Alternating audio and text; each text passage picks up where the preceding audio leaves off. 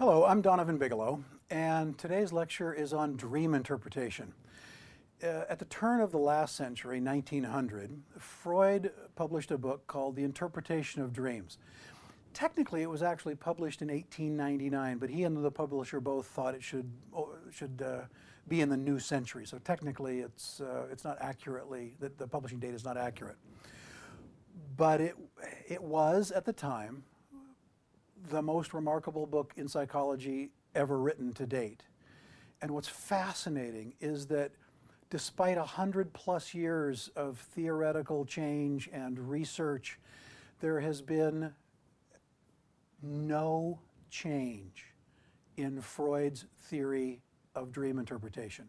This almost sounds bizarre. I don't think there's any other human endeavor of any kind where in 110 or 15 years, the subject matter hasn't changed dramatically. And yes, there are dozens of books, dozens and dozens of books. I have many of them published on dream interpretation. You can go on the internet and look at all kinds of references to dream interpretation. But the most amazing fact about this amazing field is that fundamentally, though there has been research and there has been people with theoretical innovations flitting along the edges of Freud's monumental work, there has not been, that I have been able to discover, a single significant major innovation that took his work in a different direction or discovered something that he hadn't discovered or significantly changed the Freudian approach to dream interpretation.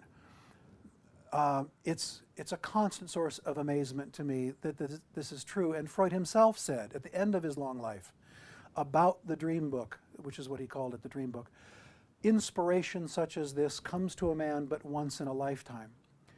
And he was in fact literally true. He rewrote virtually everything he wrote constantly. His major treatises, written over the course of over 40 years, are subject to revision and editing, and the 11th, 12th, 13th edition. He went back meticulously, constantly, and updated everything. He did not significantly update the dream book. He added a few dreams here and there. He fixed a little grammar and sentence structure there in the dream book, but by and large, he wrote it down. It remained virtually untouched until he died.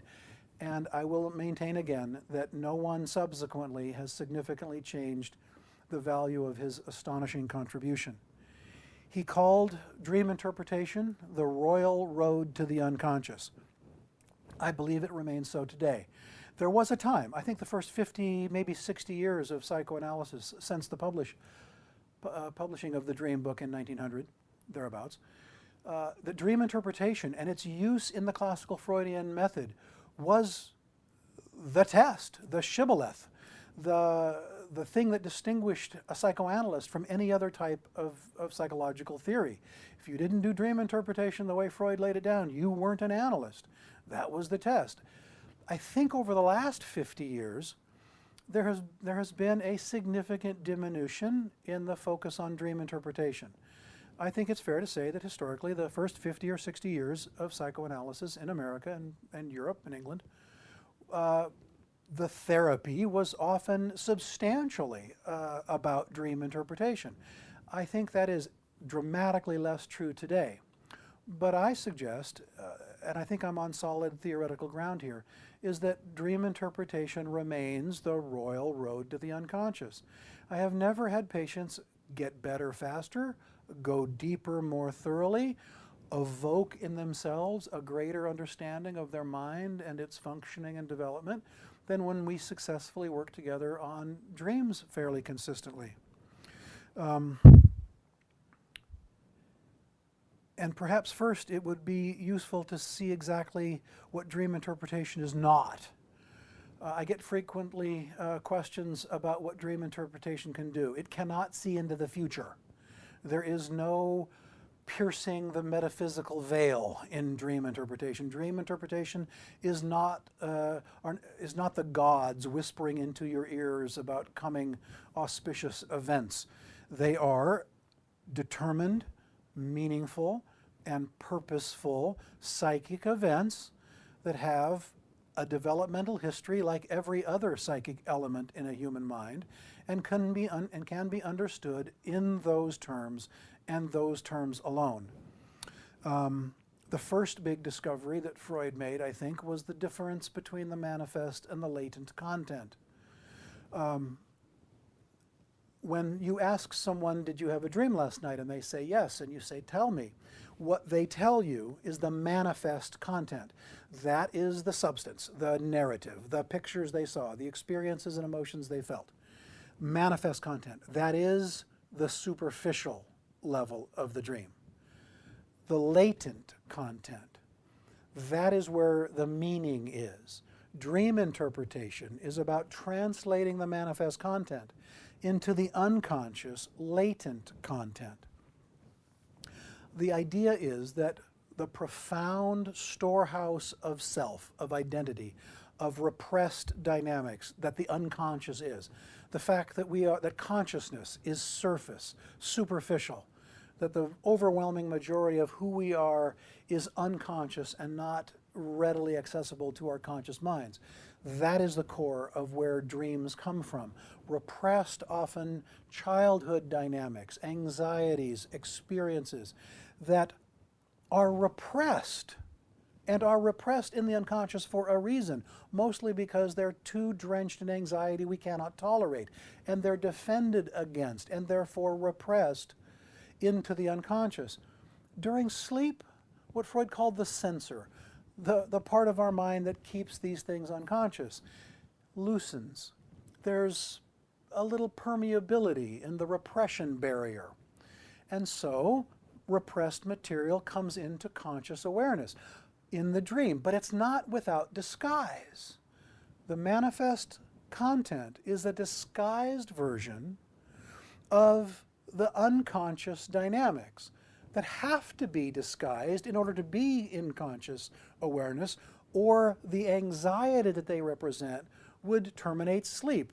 In a nightmare, the classic formulation, the anxiety is too manifest, the disguise isn't adequate, and the anxiety wakes us up. All dreams partake of the same source. It's just most of them are disguised enough that we can tolerate their experience in our conscious awareness once we awake. Most dreams are not forgotten.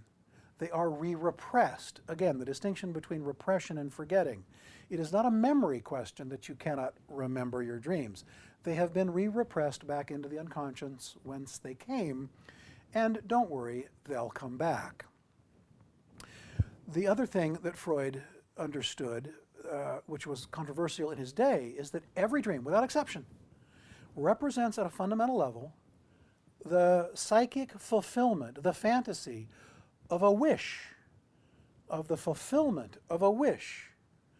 And this Freud worked on for a while, because when it occurred to him, he assumed, and several critics of his used the existence of nightmares, which everyone has, everyone understands, everyone's experienced this at some level. Well, that can't be right. There's no wish when the monster is chasing me or the bad guys are chasing me. There's no wish there. And what Freud, with some sophistication, realized that even in a nightmare, the wish is to escape. The wish is to triumph. The wish is to outrun the bad guy, the monster. The wish is to have the childhood trauma end differently than it did. And so I think Freud was correct that at some level, one can usually always find some kind of highly repressed, often infantile childhood wish being enacted in the mind. It's often a key to the interpretation. So the manifest content is the disguised fulfillment of a wish. And the wish's existence really provides the motive and force of the dream material coming into even a disguised conscious awareness in the manifest content of the dream. So what is the technique of dream interpretation? How do you get at it? You get at it because Freud understood that dreams are nothing more than common psychic phenomena, understandable in terms of our theory of understanding of other mental elements and psychic phenomena, that the way to interpret it is the same. The therapist listens with what he called evenly hovering attention to the narration of the manifest content. The therapist stays open to the patient's projections, mindful of the patient's body movements, the meaning and choices of the words in the context of the patient's history. You then, and this is the most important part, you must let the patient associate, free association, to the elements of the dream. The biggest mistake in understanding dream interpretation today is the incorrect belief that if you just tell someone your dream, they can tell you what it means. A pure and narrow, superficial, symbolic equation. And that is wrong 99 times out of 100. I think in our culture there are certain symbols that are generally universal and understood as having some relatively consistent meaning. I mean, in the classical formulation, if a man or a woman dreamt about a sword, Freud would suggest, of course, it has some sexual reference to the penis. And that's, in this context, even Freud recognized not everything has a sexual connotation. The statement attributed to Freud that sometimes a cigar is just a cigar was taken from dream interpretation. The idea that in the dream a cigar does not necessarily represent something sexual. But he also understood that very frequently it in fact does, and symbols, I think, are notoriously easy to misunderstand. There may be cultural norms, but especially I think now in our culture, which is anything but homogeneous, one is on very shaky ground assuming that we all have the same unconscious symbols. So you have to work down into the latent content. You have to unravel the dream work, which is the translation of the manifest, of the latent content into the manifest content. And the patient's free association to those elements remain the key in exactly the same way that free associations remain the key element of the patient's day-to-day therapeutic work. They also function in exactly the same way for dream interpretation. Now, how you go about doing that can vary a little bit. Frequently, the patient will come in, reveal the story of the dream, the manifest content, and I think it's also quite useful to have them tell it to me a second time, because they almost inevitably leave something out of the first telling that shows up in the second telling. And that's not because they forgot it, it's because it was repressed. And the second telling, it comes out. And when that happens, it's always one of the keys to the interpretation. It's not a random forgetting. It's motivated. It has meaning. It has purpose. It's understandable. And that often gives the key. So let them tell it once or twice. You can tell it in chronological order. You can tell it, you can ask them to relate to you any particular portion of the dream that had a particular sort of affective or emotional clarity or intensity. They'll frequently gravitate toward that moment in the dream that is intense or that seems to them to have some particular meaning. Now, that could be resistance. Maybe it's not true. Maybe something innocuous is really where the core meaning is. That's the point of the disguise. I had a patient tell a dream once where he was running through this building and stopped in a room, and there were bad guys chasing him, and he looked up saw the clock, and then the bad guys came in the room and he ran out. And I asked him, what was the most intense part of the dream for you? And he said, when I looked at the clock. Fairly innocuous behavior, but it didn't have, it had meaning that had to be interpreted. So just because there's something intense happening in the dream and something else that isn't, doesn't mean that the something isn't. The seemingly innocuous material isn't the most important. One has to let the patient's association pull us toward the meaning of it. Freud also noticed that in every dream that there will be what he called the day residue. Now this is something, a phrase, a word, a sentence, an experience, a vision, a seeing something that is part of the dream. In fact, might be the thing around which the dream itself is constructed, a little part of the day, the dream day's life. And is often, you often have the ability to find the day residue, that little bit of actual experience on the day that the dream happened, the dream day, that can often be the source of interpretation. Where did that come from? Why that and not something else? A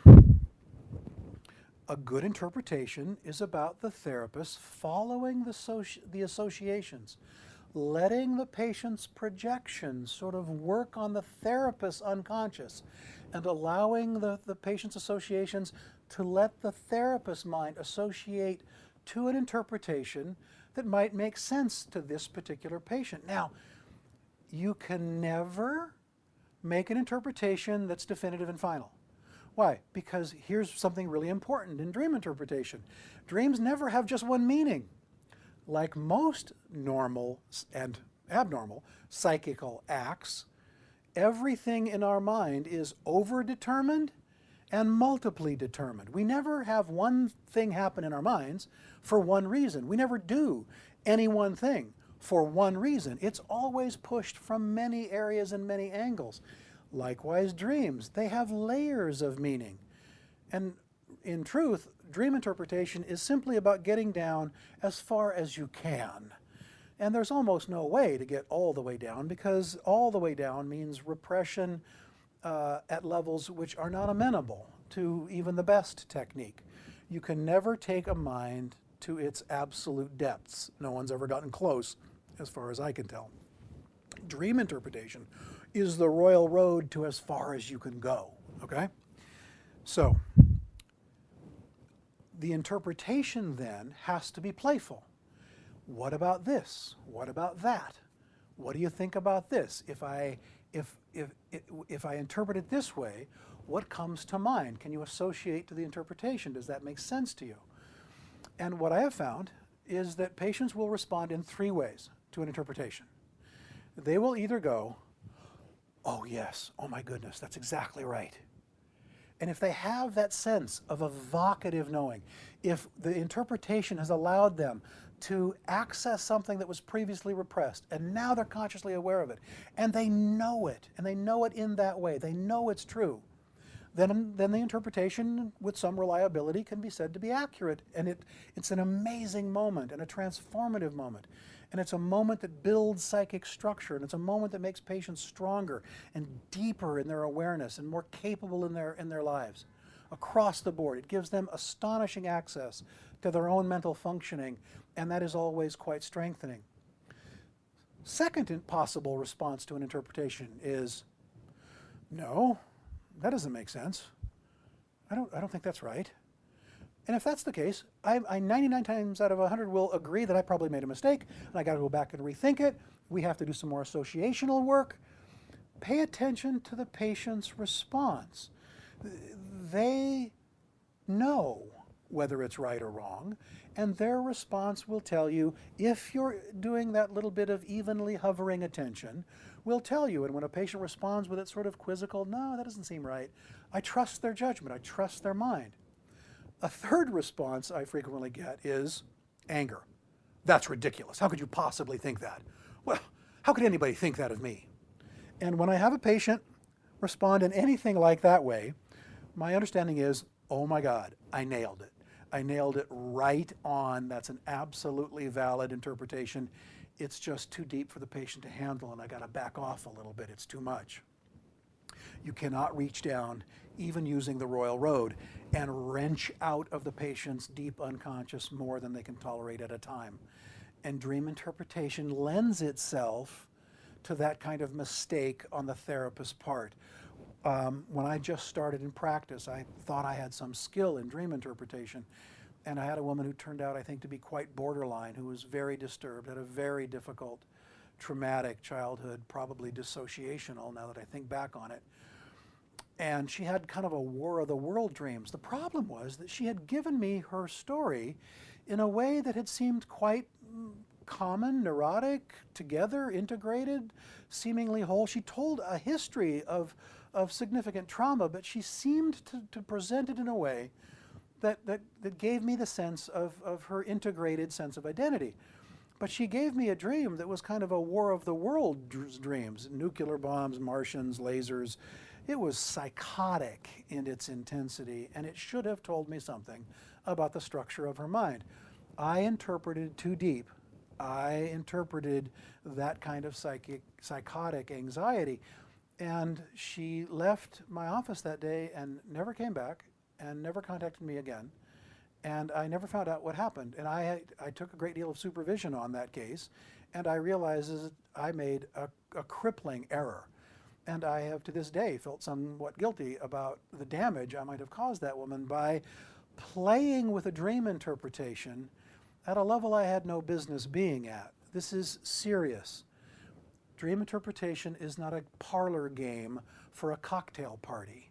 You are playing with the deepest, most vulnerable parts of people's minds, and you can do damage if you don't take this material seriously or if you are unskilled in its use.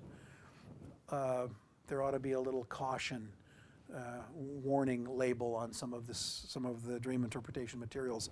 I think they can be quite dangerous. All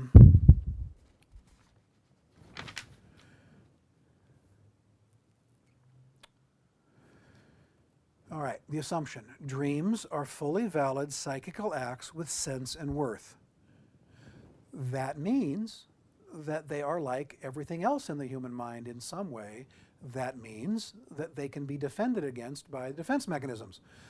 And here's another sort of innovation that Freud said that I think is absolutely essential to proper interpretation. The therapist must recognize that the patient doesn't want to know the meaning of the dream. Can't know, isn't strong enough to know. But that's true in every therapeutic experience. The whole point of the therapy is to help make the patient strong enough to know his or her own mind better than they used to, so that the therapist will encounter resistance to dream interpretation, must recognize that in the associations to the elements of the dream, the patient will show resistance, will forget, will not remember, will leave things out, will go down tangents that are actually designed to avoid the meaning of the dream, just like they do every day in regular therapy. So if the therapist is aware of that, then we bring all of the understanding that informs the day-to-day therapeutic experience and relationship. Resistances must be overcome to get to the content of any psychic event, dreams notwithstanding. So interpreting defense mechanisms, interpreting resistance to what's being evoked is often the breadcrumb trail that the therapist can walk down when he or she sees resistances, recognizes a defense. Aha, down that road may be something quite productive, and it's worth following it. You analyze the resistance before you can get to the underlying repressed conflict, certainly before you can get to the content that is so terrifying, that represents the true meaning, the useful meaning of the dream. Now, how is it that dreams are disguised? What does that mean? What are the mental mechanisms involved? How does the unconscious, how does the censor, whatever that is, translate the latent into the manifest content? Freud used three words. He called the dream distortion. The latent content is distorted into the manifest content. How? Well, the first thing he noticed was condensation. Two people in a person's real life, or two fantasies in their unconscious, can be represented in the dream in a condensed way. A person in a dream may represent both parents, may represent two or three siblings, may represent a series of relationships. Just because it's one person in the manifest content doesn't mean it's one person and one person alone in the latent content. So condensation, very important idea. Displacement. A person or event in the dream may be displaced into a very different person. One of my favorite examples was a patient of mine who became very astute at working his own dreams. We did a lot of dream interpretive work. About 3 years into our work together, he came in with a dream, and he said, I was in a house, and the doorbell rang, and I went to the door, and there was this very attractive Hispanic woman. Long, curly brown hair, very attractive Hispanic features. very nicely dressed indeed, a little bit sexually provocative in the dream. And he looked me right in the eye and smiled and said, "It was you." And I smiled and said, "Well, tell me more. Why do you think that?"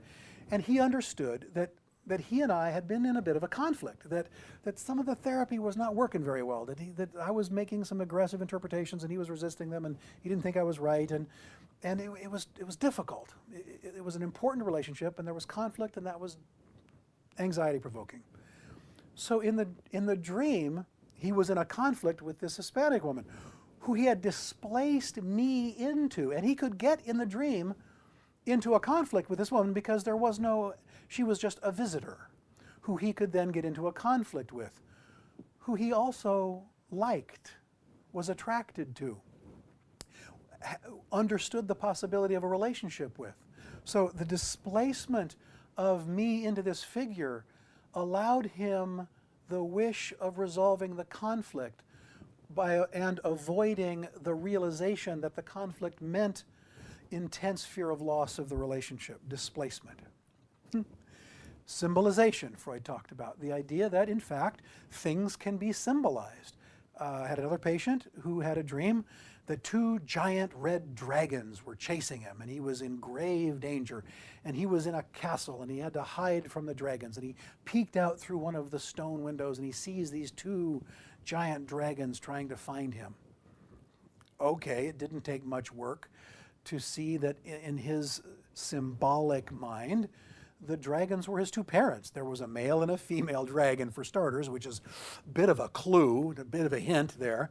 And when I made some interpretations about what they were doing and why they were trying to get him, he got that they represented this wish to escape from dangerous parental figures in his psyche.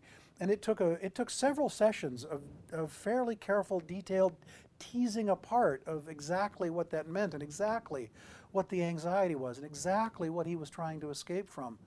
But the initial interpretation was fairly easy. The two dragons representing his perception, his internal psychic reality of very dangerous parents, very dangerous indeed to him. So, symbolization. Everybody dreams about flying. And Freud was very clear. He was very clear about a lot of these symbolic equations. He equated flying with sexual acts, symbolically represented. And again, sometimes a cigar is just a cigar. I think at this stage of the game in our culture, we may not have as much confidence that our modern mental symbols mean the same thing that Freud's did, as I said. All right, so much for condensation, displacement, and symbolization. Freud came up with an idea called secondary revision, and this is central to understanding the dream. If you don't get this, you're going to miss most of the dream, because no human mind likes blanks in a story. We don't like gaps. Our mind tends to fill in gaps. So when we dream, what most people don't realize is that we don't dream a single dream in a night. Very frequently, the dream is individual, unconnected vignettes, 3 entirely separate dreams sometimes. Now, the dreams, when you dream in one night, almost always are connected to the same latent content. They are, in fact, variations on a theme. If you know that, interpretation is often much easier. But what happens is, in the telling of the manifest content, the patient will fill in the gaps and make up stuff that transitions from one vignette to the other. But that transitional material, the secondary revision, as Freud called it, are not actually part of the dream. They're part of the patient's sort of psychic way of making sense of things himself.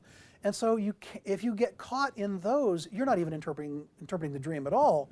And anything you say about that is worse than useless. It's distracting. So we have to be careful about the gaps and the connections, and the therapist has to understand that the secondary revision is always a possibility that has to be clarified. Repetitive dreams.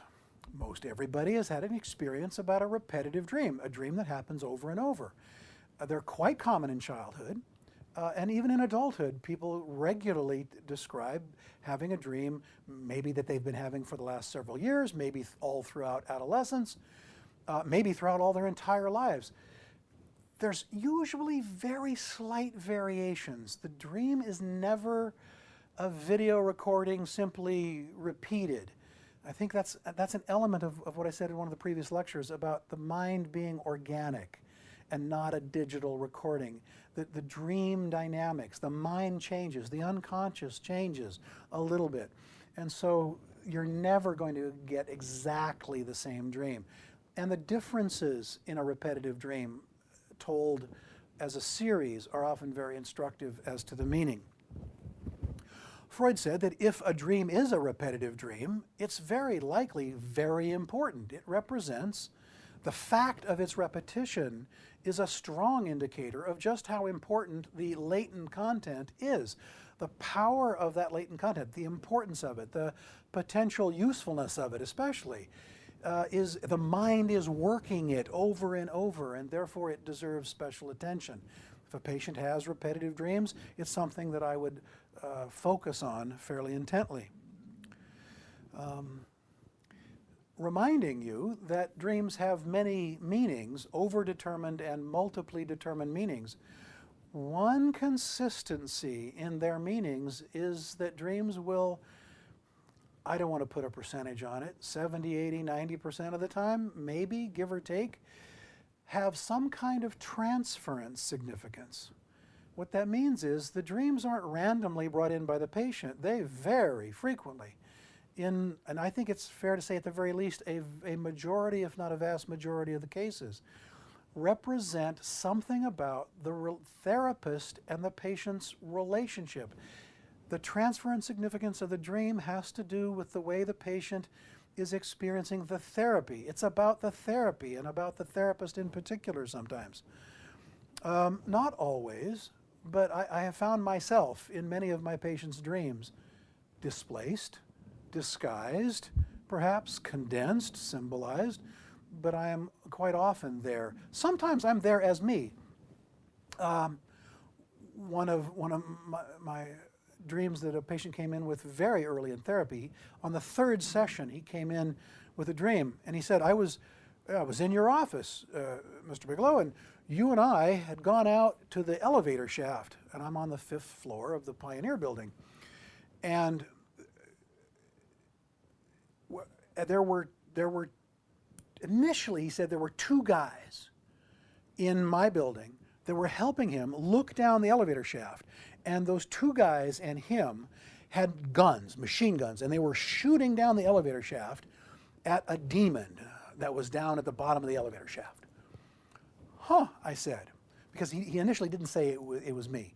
There were 2 guys, but they were standing on my floor of my building, looking down the shaft of my elevator. So, symbolization. What does the shaft represent? The road to his unconscious. The demon in the unconscious. The distance top to bottom represent conscious, unconscious, preconscious in the patient's mind. The demons in his unconscious had to be attacked. Now, who was helping him? I didn't have any doubt that the 2 men helping him were me. But there were 2 of me. That's correct. He had 2 sessions. They were both me. There is no temporality in the unconscious, Freud discovered. That means numbers and people do not represent reality. I had another patient dream about 3 months into therapy of an apartment that he was in. It was dark. There was about 15 guys in it. He couldn't really identify them. They were just guys. And they had a really good idea. He didn't know what that idea was. But he knew he wanted to be there and help in that idea. And then he realized in the middle of this apartment, there was a nuclear bomb about to go off. And he had to get away as fast as he could and get over the red line where it was safe. And I'll tell you more about this one later, perhaps. But the idea was the number of men in the apartment was a key factor because we had had just about 15 sessions. It is about 3 months into the therapy.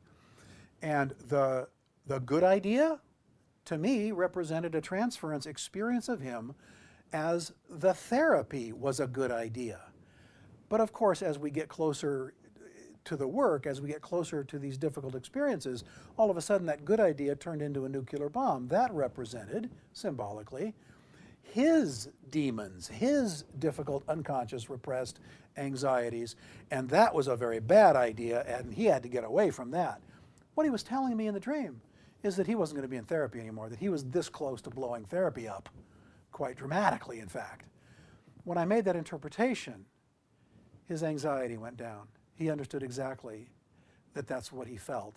And he said to me, I was thinking about ending therapy, and now I understand why.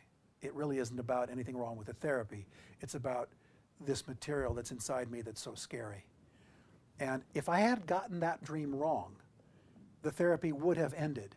And we ended up working together for almost 5 years, and he transformed his life in every domain, and it was a successful treatment. But it hinged on my getting that early dream right. And I think without that, it never would have worked at all. So we have to pay attention to numbers. We have to pay attention to the reality that the psychic reality doesn't pay attention to logic. There's no logic in the unconscious. There's no temporality in the unconscious. And if you get that, it makes a lot more sense. Okay. Seeming ridiculous dreams. Now, you've all had dreams, I suspect, that are just too bizarre even to explain. I mean, the stuff is, it would take more than 1,000 words to describe that picture adequately, if you ever could even close. Freud also said that makes sense because it means that the latent material being translated into the manifest material is really deep, is profound, is profoundly scary, terrifying. And in order for it to get to consciousness at all, it has to be translated, condensed, displaced, symbolized into bizarre things.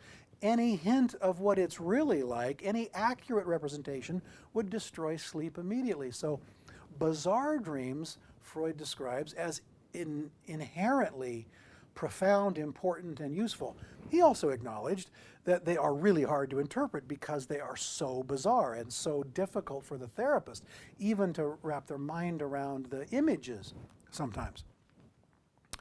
But deeper significance, worth pursuing if you can. Here's another element that often surprises and sometimes shocks people. The dreamer is responsible for everything in the dream. Now, this seems obvious on the surface, but people forget that displacement happens and condensation happens. And I had a student once, years and years and years ago, and she came in with two friends, and she sat in the middle, and there were two, and they were the best buds, and they were always together. And they apparently had been friends for a long, long time and knew each other quite well. So she came in during the dream interpretation portion of my class and said, she had a dream, okay? I dreamt, she says, I dreamt last night that my husband was having an affair on me, and I woke up the next morning and rolled over and I slapped him. And everybody laughed. And I said to her, carefully, I said, the dream is about not your husband's alleged affair, it's about your own. The wish you have is to have one, and it's displaced onto your husband to defend against your own guilt at the thought of your having an affair. She turned white as a sheet, and her two friends next to her looked around and went, sort of nodded surreptitiously. And we moved on from there. It's her mind. It's your mind. When you have a dream, you are responsible for everything in it. You are the conductor, you're the director, you're the writer, you're the script person. You construct the scenery. Everything in it is your creation, and it all has meaning in terms of your mind. The fact that you dream about your brother, your father, your lover, does not necessarily mean the dream is anything about them at all. That's the whole point of symbolization, condensation, and displacement. The dream interpretation has to find out who it's really about.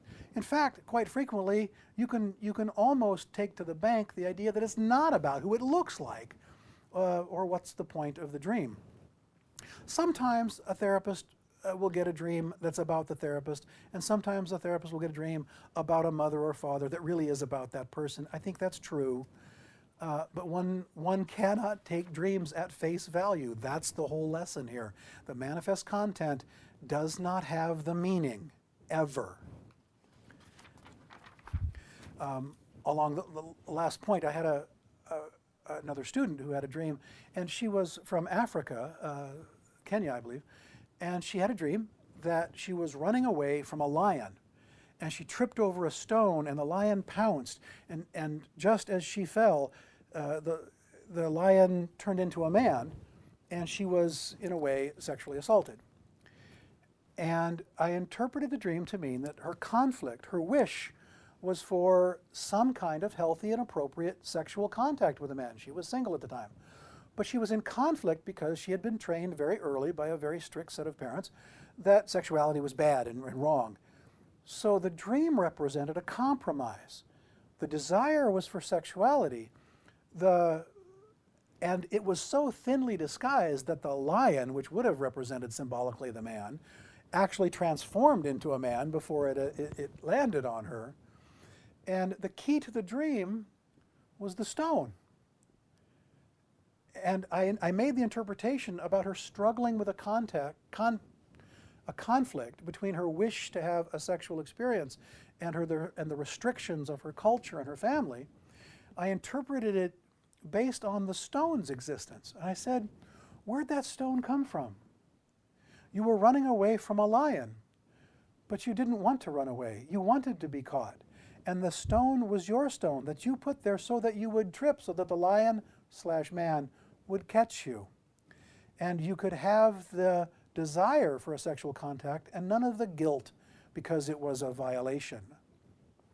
There's the wish, and there's almost a textbook example of how the patient, in this case a student, was responsible for the entire structure of the dream.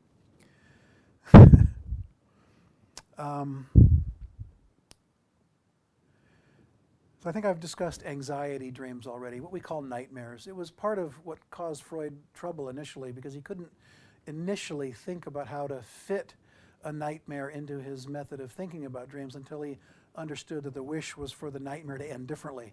The wish was for mastery of the fear and the danger. The wish was for victory over what was so terrifying, turning danger into victory, disappointment into attainment. Mastering the trauma, that is almost always the wish in nightmares.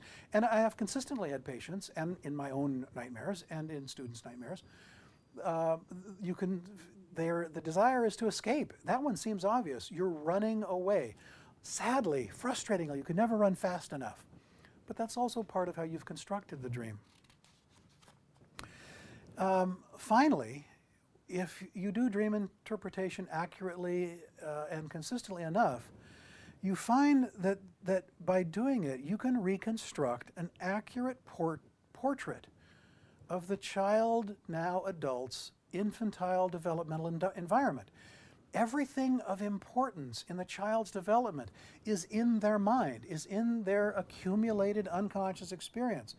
And when Freud said the dream interpretation is the royal road to the unconscious, what he meant, I think, was that it makes available in a graphic, alive way, because the unconscious remains alive, and the childhood repressed experiences remains as alive as the day they were repressed. To the unconscious, a childhood trauma is as if it was yesterday or even this morning. So that dream interpretation provides not just a way of understanding something about the patient's mind, but of actually reconstructing their entire developmental history. It's absolutely profound. A recapitulation of the entire developmental process is the goal and is a possibility. Let me give a couple of examples that I think might help understanding. A patient I'd worked with for 4 years who was struggling in her 30s with becoming a parent, had not yet become a mother, had a dream. Toward the end of therapy, she had a very traumatic childhood history and discussed frequently whether she thought she'd be a good parent, given as bad as her mother and father were as parents. She feared recreating the traumatic environment. So she tells me a dream. She's walking near my office. So right away, I'm convinced that there's some transference significance to the dream. She's on the street in front of my office, and she's holding a baby. And she realizes, oh my goodness, it's been 36 hours since the baby ate. She's not a good mother. She's scared for the baby. She wants to care for the baby, and she tries to get the baby to take the nipple, and it's fussy and it won't. And so she's terribly, terribly distressed in the dream. And finally, the baby takes the nipple and begins a healthy feed, and she's relieved, and she can feel that the baby is relieved, and everything is good. And the dream, and my interpretation, again, after we associated to it for a while, was that who was the baby? Was it a fantasy of her own baby and being a good mother? No. In the dream, she was the baby. What's the key? The number. The baby hadn't eaten for 36 hours. She was 36 years old. She was not feeding her baby. She was feeding her own inner child, her own inner sense of true self. She had finally, through the therapy, and that's the transference significance of it, realized that in order to be a good mother, she had to care for herself. She had to become alive. She had to deal with her own childhood developmental traumas and abandonments so that she could give her baby what she needed. And so the dream, I interpreted it as a wish for her to be a good mother and a recognition, in fact, of how therapy had provided her with the tools to do that. And tears rolled down her cheeks rather profoundly when I made that interpretation, and I'm pretty sure it was a correct interpretation. One of the most profound dreams I've had with a patient was a woman who was paranoid and psychotic. She was very disturbed. I saw her 3 days a week for 6 months. At about the 5-month period of our work together, which was very intense and very difficult, she was very disturbed, paranoid and psychotic, frequently in ways that disrupted everything. She came in with a dream one day, and in the dream she was standing on the front of a large cruise ship. It was on a river, which didn't make sense, but that's okay. She's standing on the front right-hand portion of the bow. Next to her, a few feet away, is what she called the vain woman. And not that the woman was all full of herself, but the woman literally had her inside on the outside. The veins were all on the outside of her. It was a hideous, monstrous visage of a humanoid kind of a thing. Terrible to her in the dream. And then she sees another smaller boat coming up to the cruise ship. And at the front of the boat, standing in the bow, was a man. He had a full beard. He was kind of heavy set, a little rotund. And he comes up to the vain woman. And as he does, the woman reaches inside of herself somehow and pulls out a box. A little box about the size of a cigarette case. And in it, and she opens up the little box, and in it is a little tiny baby, just this big. And the vain woman very carefully hands the baby to the man on the other boat. And that's the dream. And we worked on it for quite some time, and my interpretation was, I am the man on the boat. The therapist is the man. She is the vain woman. And in a way, she graphically understood her own inner experience of psychosis. What does psychosis mean? What does schizophrenia mean? What does psychotic processes mean? Fundamentally, the patient cannot tell the inside from the outside, cannot tell psychic reality from external reality, cannot tell their hallucinations and delusions from the true world. And the dream represented herself in therapy, able to see her psychic reality to some degree. They were very close next to each other on the ship, not an accident.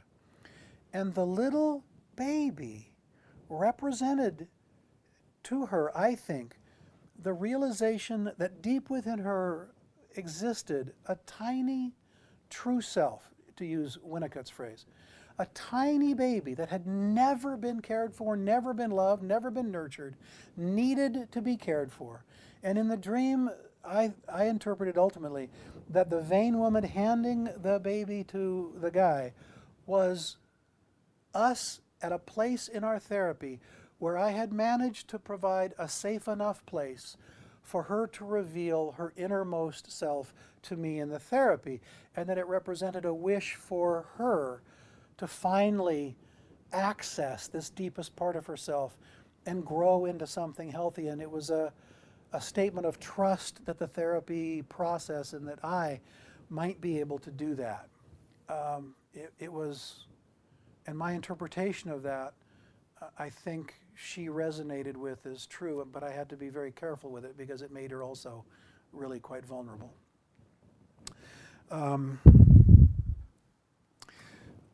A young patient that I had, early 20s, very disturbed young man, had a dream about 3 months into our work, and in it he was encased in glass like a coffin. And he was alive inside this encasement. And he was screaming in bloody agony, but could do nothing, move nowhere, and was trapped absolutely. And we worked on it in accordance with the method, and I ultimately interpreted it as his transference experience of being in therapy. That's what it felt like to him, that he was absolutely trapped in a hopeless place. His wish was to escape the trap of his inner psychic horror, but that he was brutally trapped. And the fact that he brought the dream in, I thought, was amazingly hopeful. And I made the interpretation, and his understanding, the depth of his own terror, allowed him to contain it, allowed him to understand it, and then not fly away from the therapy, but to really sort of begin to find the courage to work the very issue that he was most afraid of. About 6 months later, he brought in another dream, and there were 60 people in a room, a round room, and he was trying to escape. And it was a completely different, he didn't feel panicked, he didn't feel like there was a disaster about to happen. He just sort of wanted to it was uncomfortable being there and he wanted to go. And I reinterpreted the therapy dream. That therapy, and we'd had about 60 sessions at that point. It was closer to it was about 6 months to a year. There was almost a year's worth of therapy there, once a week. A little more than that. We had twice a week for a while. And so that number again meant something, and it meant the number of sessions that we had. And what I interpreted, because this is one of the best uses of interpretation, if I can reconstruct his childhood development through dream interpretation, I can also reconstruct his psychological development in the therapy. And what I interpreted to him was I juxtaposed the early dream of his terror, of his trappedness, of his horror, with this dream. Yeah, he was looking forward to ending therapy, but he was in no big hurry about it, and it wasn't a panic-driven escape attempt. It was, time to go at some point. And so the interpretation was of his progress in the therapeutic relationship, and he took that in as a profoundly affirmative dream. I will tell one last dream, and I hope I don't get in trouble for this one, but I'll tell on my own family. My stepson was about 4.5, 5 when he went to kindergarten. And in order to understand this dream, you have to have listened to the previous lectures on the Oedipus complex and the classical Freudian understanding of child development. He comes home after about the first, he'd been in kindergarten, his first school experience, about a month. And here's the dream that he had. His teacher, Mrs. Smith, was at the bottom of a tree, and all of his classmates and him were in the tree together. And, well, let me back up, a little background. He comes out in the morning, and I come out in the morning, and he's kind of bleary-eyed, and we're sitting on the couch having cocoa and coffee together, and I asked him if he had any dreams last night, and he said he did. And I said, well, tell me. And he says, okay. And so he tells me this dream, and Mrs. Smith, the kindergarten teacher, was there, and all of his friends and classmates were in the tree, the big tree. And then he said, they were all gone. All my classmates were gone, and it was just me and Mrs. McDonough. And I had a great big giant log, and Mrs. McDonough and I were going to go explore caves together. with my log. And I laughed, and my psychologist wife was there at that point and heard the dream, and we were both trying to not laugh so hard that he saw something was sort of amiss, and he wouldn't tell us another dream for 6 months. But the standard interpretation of that would be an Oedipus dream, where, remember, he's responsible for all the elements, so he had all of his classmates there. And where did they go? He made them go away. They disappeared. Why? So he could be the Oedipal victor against the competition for all his classmates for the love of his kindergarten teacher, and she would be all his. He was the winner of the struggle. And he had his log. He had his log, I thought. Any questions about what that means at this point, folks? I hope not. And they were going to go explore caves. Caves they were going to go explore together.